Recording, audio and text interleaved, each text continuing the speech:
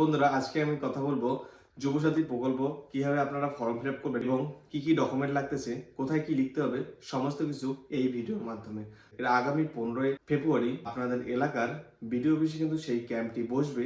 আপনারা সেই ফর্মটি সেই ক্যাম্পে গিয়ে কালেক্ট করবেন, সেখানে ফিল আপ করে তো কোথায় কি লিখতে হবে তা সবকিছুই আপনারা আগেই জেনে রাখুন, তাহলে ক্যাম্পে গিয়ে কোনো সমস্যা পড়বেন না। তো আর কারা কারা এই প্রকল্পে আবেদন করতে পারেন, আবেদন করার জন্য সর্বপ্রথম আপনাকে মাধ্যমিক পাস হতে হবে এবং আপনার বয়স 21 থেকে 40-এর মধ্যে হতে হবে। তাহলে কিন্তু আপনি যুবসাথী প্রকল্পে আবেদন করতে পারবেন।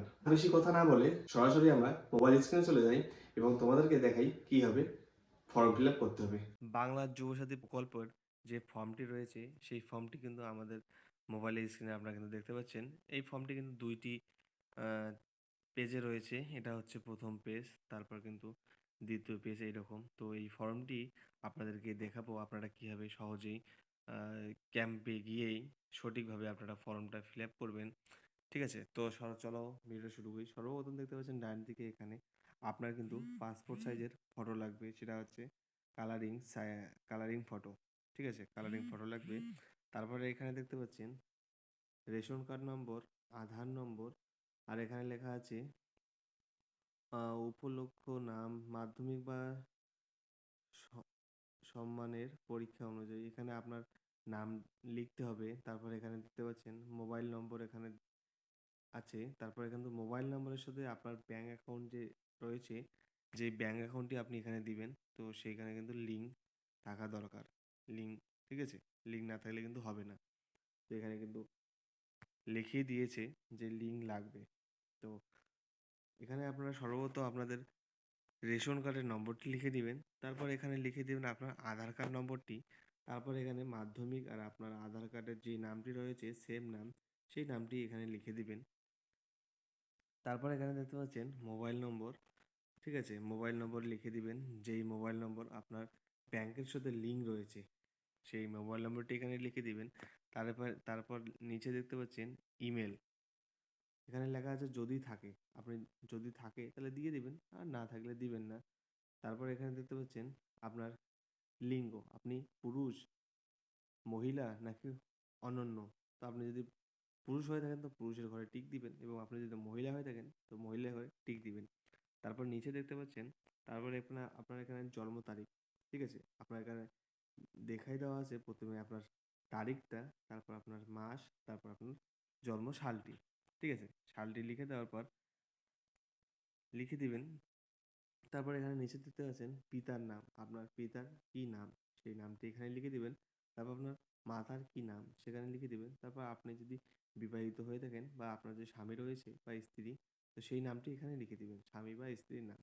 যদি না থাকে তাহলে লেখার কোনো দরকার নেই। ঠিক আছে, তারপরে আপনার নিচে যাবেন আপনি কোন ক্যাটাগরি থেকে, অর্থাৎ আপনি এসসি না ওবিসি, সেটা কিন্তু এসটি, ওবিসি, এসসি। আপনি যদি এসসি হয়ে থাকেন তো এসসি ঘরে টিক দিবেন, অর্থাৎ যদি আপনার ওবিসি হয়ে থাকেন তো ওবিসি ঘরে, নাহলে এসটি হয়ে এসটি ঘরে, এখানে কিন্তু টিক চিহ্ন দিয়ে দিবেন। তারপর এখানে হচ্ছেন আপনার যে সার্টিফিকেটটা দিয়ে দিবেন এসসি, এসটি, ওবিসি, সেই নম্বরটি এখানে লিখে দিবেন। তারপর আপনি যদি বিবাহ করে থাকেন তাহলে এখানে দেখায় দেওয়া আছে ম্যারেড।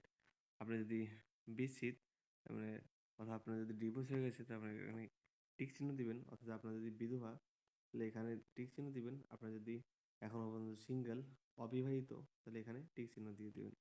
তারপর এখানে দেখতে পাচ্ছেন নিচে আপনার বাড়ির নম্বর। এই বাড়ির নম্বরটি আপনি পেয়ে যাবেন আপনার ভোটার কার্ডের লিস্ট যে রয়েছে সেই লিস্টে কিন্তু বাড়ির নম্বরটি লেখা দেওয়া আছে। অর্থাৎ না থাকলেও আপনারা কিন্তু আপনাদের ভোটার কার্ডে পিছনে দিতে পারছেন, দেখতে পাবেন আপনার বাড়ির নম্বরটি লেখা দেওয়া আছে।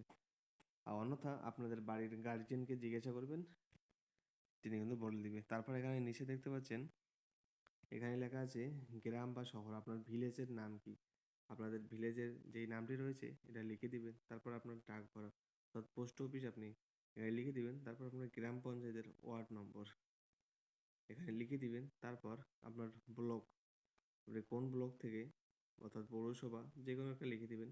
তারপর আপনার থানা কি, তারপর আপনার পিনকোড, তারপর জেলা, তারপর রাজ্যটা লিখে দেওয়া আছে ওয়েস্ট বেঙ্গল।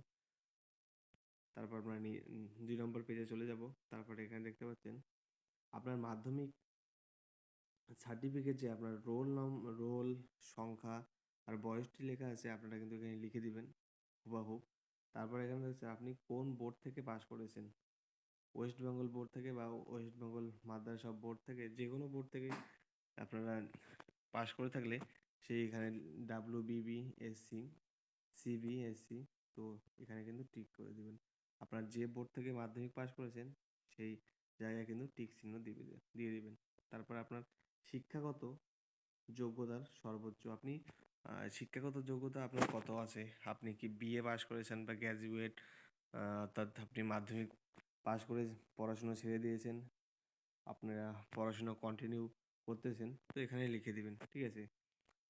তারপর আপনার বর্তমান পেশা কি? আপনি কি করেন বা আপনার কোথায় থাকেন? কোনো জায়গায় কাজ করেন নাকি? বা আপনি স্টুডেন্ট? তো স্টুডেন্ট হলে স্টুডেন্ট দিয়ে দিবেন, বা কোথাও পার্ট টাইম জব করলে দিয়ে দিবেন, অন্যথা স্টুডেন্ট দিয়ে দিবেন। তো তারপরে এখানে হচ্ছে নিচে আপনার ব্যাঙ্ক অ্যাকাউন্ট আধার কার্ডের সঙ্গে সংযুক্ত থাকতে হবে, ঠিক আছে? আধার লঙ্গে আধার আধার কার্ডের সাথে আপনার কিন্তু ব্যাঙ্ক অ্যাকাউন্টটি লিঙ্ক থাকতে হবে।